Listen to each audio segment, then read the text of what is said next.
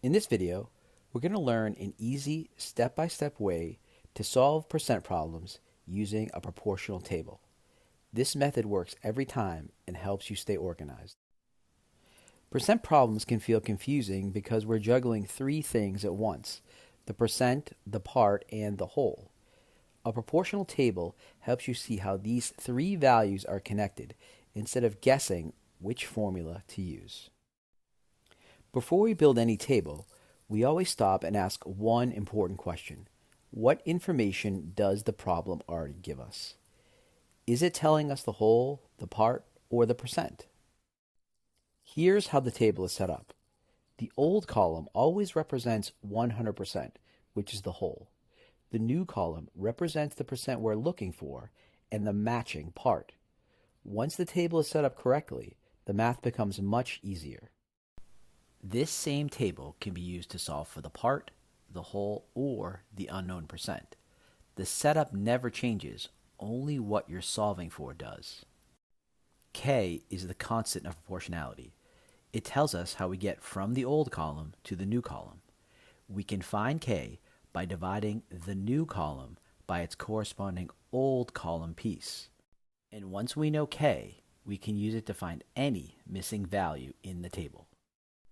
Read through the problem before we break down how to solve it. Let's start by identifying what we know. The whole is $50. The percent we want is 20%. And we're looking for the part. How much money is taken off the price of the shirt? In the old column, 100% matches the whole, which is $50. In the new column, we put 20% because that's what we're looking for, and that matches to the part, which is unknown. To find K, we divide the percent by 100. 20 divided by 100 is 0.2. Now we multiply. 0.2 times 50 equals 10. So we have saved $10 off the price. Now go through this problem before we solve it. For this problem, we know the whole is 120 and the part is $15. The percent is missing. The 100% goes with the $120. The $15 goes in the new column, and the percent is unknown. We find K by dividing the new value by the old value. 15 divided by 120 equals 0.125. To turn that into a percent, we multiply by 100. That gives us a 12.5% tax. And here's one more problem for you to look at. This problem is a little different because it talks about a percent increase. That means the final amount is more than 100% of the original. A 20% increase means we take the original number and add 20% of it. So the final value isn't 20%, it's 120% of the original number. Now let's identify what we know. The percent we're looking for is 120%. The part is 96, so we're trying to find the original whole number. In the old column, 100% represents the original number, the value we don't know yet. In the new column, 120% represents the final amount, which is 96. First, we find K by dividing the percent by 100.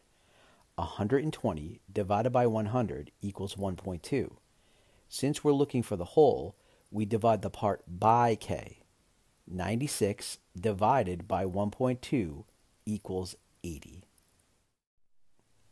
So the original number was 80. When you increase 80 by 20%, you add 16, which gives you 96. So our answer checks out. Anytime a problem talks about a percent change, either a decrease or an increase, you need to think about how it compares to the original 100%. Start with 100, then adjust based on the situation. For a percent increase, add the percent to 100. 20% increase gives us 120%. Percent decrease, subtract the percent from 100. 15% decrease gives us 85. That adjusted percent is what goes into the new column of your proportional table. To solve percent problems using a proportional table, first identify what you're given, next build the table, and finally use K to solve. This strategy works for every percent problem. No guessing required.